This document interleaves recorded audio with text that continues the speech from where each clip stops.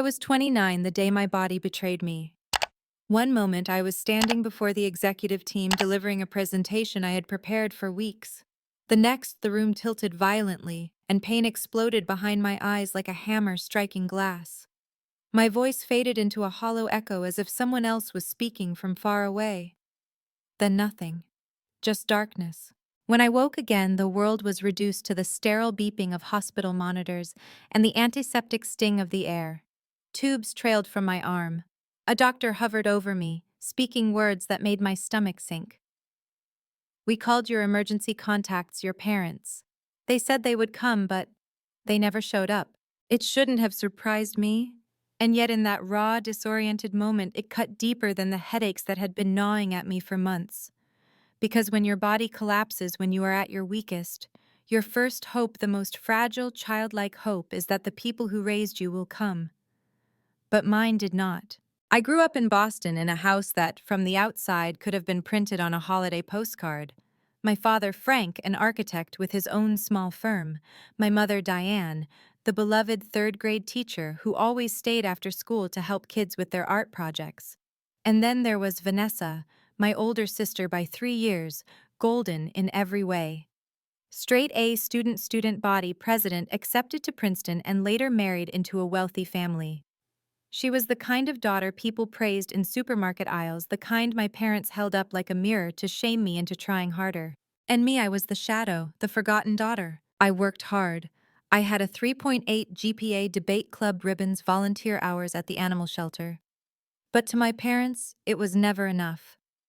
When Vanessa brought home trophies, my efforts were brushed aside like crumbs. When I won second place in an art competition, they reminded me again that Vanessa had once taken first. Even my 16th birthday was eclipsed by her sorority formal. They drove 6 hours to help her prepare while I blew out candles on a store-bought cake alone. That was the story of my life. "We'll celebrate later, Kay." But later never came. By the time I left for Northwestern University in Chicago, I was no longer running toward opportunity. I was running away from them, from the endless comparisons, from the suffocating truth that I was never enough in their eyes. Chicago became my refuge. I built a career there, a life on my own terms. My parents rarely called, and when they did, it was only to gush about Vanessa's new baby, or her husband's promotion, or her freshly redecorated home. My own accomplishments were footnotes. Still, somewhere deep inside, a small bruised child hoped that one day, on the day it truly mattered, they would choose me. That hope shattered in the hospital when the silence of their absence pressed down harder than the IV in my arm. My colleague Olivia, someone I had known for only 3 months, showed up with pajamas, toiletries, and my favorite book. She fussed over me in a way my own mother never had. She sat by my bed when the nights were too long and the fear too sharp. A nurse named Jennifer told me stories of her cats and cracked silly jokes just to make me smile.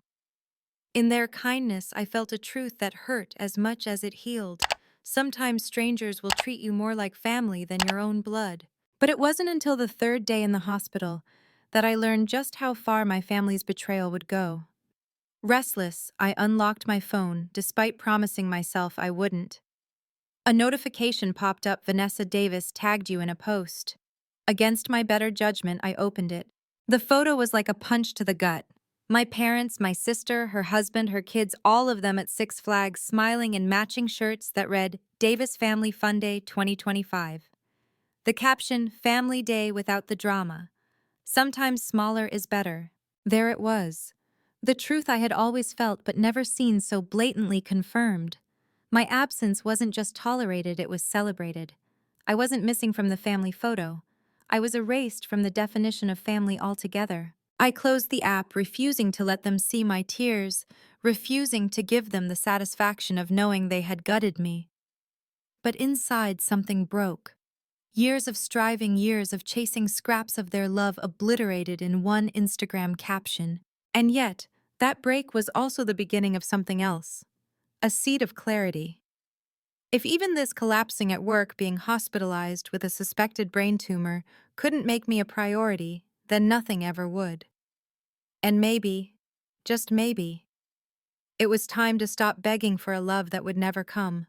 The MRI results came back the following day.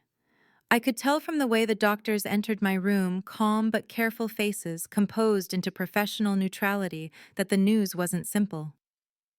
Dr. Chen sat on one side of my bed, Dr. Patel on the other. "We found a mass in your right frontal lobe," Dr. Patel explained gently, turning his tablet toward me. On the screen, my brain glowed in shades of gray, except for one small luminous white blot. The intruder. Based on its appearance, we believe it's a meningioma, a tumor. The good news is it looks benign, but its location is causing significant pressure, which explains your collapse. It needs to be surgically removed. Brain surgery. The words rattled in my skull louder than any migraine ever had. At 29, I had been worrying about campaign deadlines and career advancement. Now I was staring at a choice between surgery and death. "Who do you want us to call?" Dr. Chen asked. "Family, friends." The question was a blade twisting in my chest. My parents were laughing on roller coasters while my brain plotted against me. My sister was posting captions about how much better life was without me. I forced myself to meet Dr. Chen's kind eyes and whispered, "No one. There's no one to call." Later that night, Jennifer, the night nurse, sat with me as I cried. I told her everything.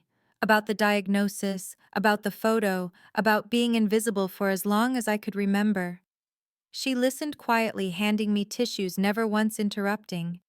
When I finished, she placed her hand over mine and said, "Sometimes the family we're born into fails us, but the family we find along the way can be stronger than blood." Her words echoed in my chest long after she left the room. Stronger than blood. Could it really be true? The days leading up to my surgery blurred together in alternating waves of terror and numbness. Olivia appeared each morning with a new distraction, magazines, movies, on her tablet, puzzles. She was relentless in her care, filling the void my family had left behind with small, steady acts of love. When a volunteer brought me pre-surgery paperwork, asking for my next of kin, Olivia snatched the clipboard before I could hesitate. "Just put me," she said firmly. "I'm your emergency contact now." I stared at her, stunned. "You don't have to do that." "Of course I do," she muttered, scribbling her name. "Since some people don't understand what family obligations actually mean." It was such a simple gesture, yet it felt monumental, like someone had finally planted a flag on the barren ground of my loneliness. The night before my surgery, Jennifer gave me a slip of paper. "These are patients who've gone through similar things," she said. "They'd welcome a visitor." Curiosity outweighed fear, so I shuffled down the hallway in my robe and met them. A retired teacher recovering from the same surgery. A young mother fighting cancer. A student disowned by his parents for being himself. Each of them carried scars and stories that mirrored my own sense of abandonment. But they also carried resilience. By the time I returned to my room, exhausted but strangely lighter, I no longer felt like the only one navigating the wreckage of family failure. The morning of surgery arrived. Olivia held my hand until the anesthesiologist asked me to count backward from 10. I made it to 7 before slipping into blackness. When I woke, everything hurt. My head felt like it had been cracked open, which technically it had. But there was Olivia's face, pale with exhaustion, but smiling, and Jennifer's voice warm and steady, telling me the surgery was a success. The tumor was gone. I was going to recover. For 3 days in the ICU, I drifted in and out of consciousness, my body slowly knitting itself back together, while my mind tried to catch up with the reality of what had happened. Olivia visited every day, bringing silly gifts and gossip from the office. Jennifer checked in during every shift, slipping into my room even when she wasn't assigned to me. Then on the 4th day, something happened I never expected. My phone, which had been silent for nearly a week, lit up with a barrage of missed calls: 17 from Dad, 22 from Mom, 26 from Vanessa. A single text from my father blinked on the screen. "We need you. Answer immediately." I froze, staring at it as if the words themselves were in a foreign language. "We need you." Where had that urgency been when I needed them? When I was lying terrified in a hospital bed, waiting to hear if I had cancer? The answer came in the second text. "Your grandfather is in the hospital. Stroke. He might not make it. He's asking for you." Grandpa Howard. The only member of my family who had ever made me feel like I mattered. He was dying and he wanted me. And I lay there, stitches in my skull, tethered to machines, torn between fury at the family who abandoned me and love for the only one who never had. I pressed the call button beside my bed, asking for Jennifer. When she entered, I couldn't even find words, just handed her my phone, the dozens of missed calls glaring back at us. She read the messages silently, then let out a low sigh. Family emergencies have interesting timing, don't they? My grandfather, I whispered, my throat tight. He's the only one who always. I couldn't finish. The thought of losing him while trapped in a hospital bed was unbearable. Jennifer sat on the edge of my mattress, her hand warm over mine. What do you want to do? It was such a simple question, yet it cut straight through the fog.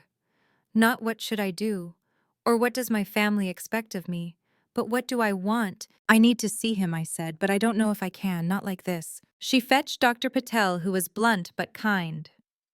Travel is not safe for you right now. Air pressure changes could cause severe complications, even bleeding. A 4-hour car trip. Out of the question. You need rest, stability, medical oversight. I'm sorry. The verdict dropped like lead in my chest. I couldn't go. I couldn't say goodbye in person. But Dr. Patel offered an alternative: video calls. It's not the same, but it can still matter. Later, with Olivia and Jennifer on either side of me, I dialed my father's number. He answered on the first ring. Kay, where have you been? We've been calling for days. No hello, no concern, just accusation. I've been in the hospital, Dad. My voice was steady, colder than I felt. A pause. What? Why are you okay? Not really. I collapsed at work. I had a brain tumor. Surgery 4 days ago. Silence stretched so long I thought he'd hung up. When he spoke again, his voice was uncharacteristically subdued. Are you serious? Why didn't you tell us? The hospital called you, more than once.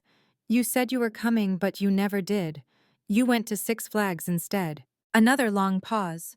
We didn't think it was that serious. They said exhaustion. And you didn't think to call back, to check on me, to call me. My voice cracked, rage and grief spilling over. I woke up alone in a hospital bed, Dad. Alone. I faced brain surgery with no one, not my mother, not my father, not my sister, nobody. On the other end, he faltered a sound I had never heard from him before. We should have checked. I'm sorry. The words, though shocking, were hollow. Too little, too late. Grandpa, I asked, shifting the subject before my tears drowned me. Not good, he admitted. Major stroke. He's conscious but weak. He's been asking for you. I can't travel, I said.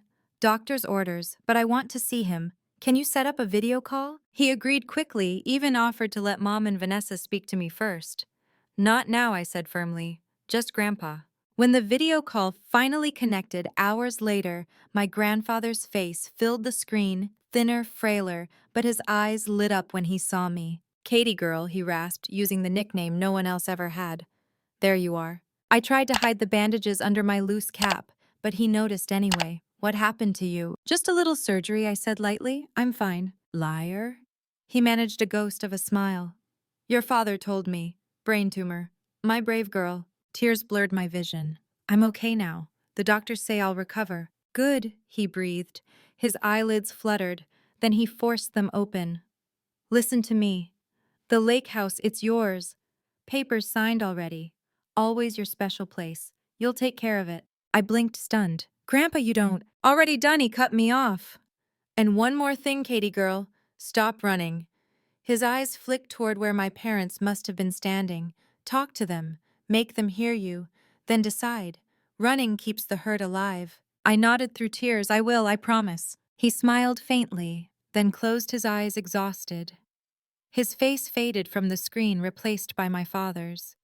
For the first time, he seemed at a loss for words as he looked at me, my pale face, the bandaged head, the truth he could no longer ignore. You should have been there, I told him flatly. All of you should have. And for once, he didn't argue. The next day, Olivia helped me onto a train bound for Boston. Against Dr. Patel's warnings, I was determined to see my grandfather in person before it was too late. Every vibration of the tracks sent pain through my still healing skull, but I endured it, clutching Olivia's hand like an anchor. She had insisted on coming, calling herself my medical bodyguard. Without her, I might not have had the courage to make the trip. We checked into a small hotel near Massachusetts General where Grandpa was being treated.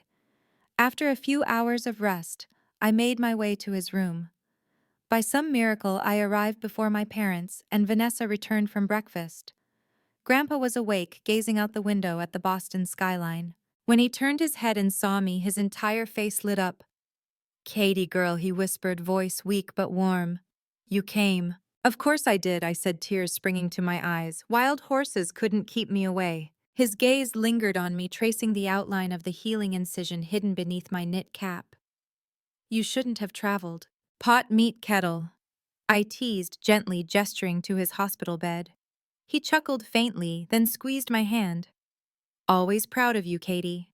Always." I leaned close, my throat tight. "I learned from you. Thank you for the lake house, but more for being the only one who ever saw me." Before he could reply, the door opened. My parents and Vanessa stepped in, their voices halting when they saw me at his bedside. My mother gasped, clutching her coffee cup as if it might shatter. "Kay, what are you doing here? You shouldn't be traveling after surgery." "Hello to you too, Mom," I said flatly. "I'm fine, thanks for asking." My father's expression flickered between guilt and relief. "We didn't know you were coming. You should have told us, we'd have picked you up at the station." "I managed," I replied, gesturing toward Olivia, who stood quietly in the corner. "She's been taking care of me since the surgery, the one you weren't there for."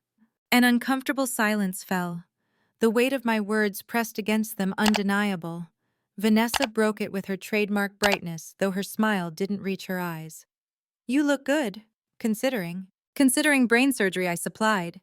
"You can say it, Vanessa. It's not contagious." Grandpa cleared his throat, his voice rough but commanding. "All of you, sit down. Time for some truth-telling." No one argued with him. Even weakened, his authority filled the room. My parents perched on the stiff visitor chairs. Vanessa leaned against the window ledge, and Olivia slipped out quietly, leaving me alone with the people who had shaped my life. "I've been watching this family for too many years," Grandpa began, his voice gaining strength with every word. "Kept quiet, thought it wasn't my place. But I'm dying, so to hell with politeness. Franklin, Diane, you failed Kay. Repeatedly. You gave Vanessa everything, attention, praise, priority.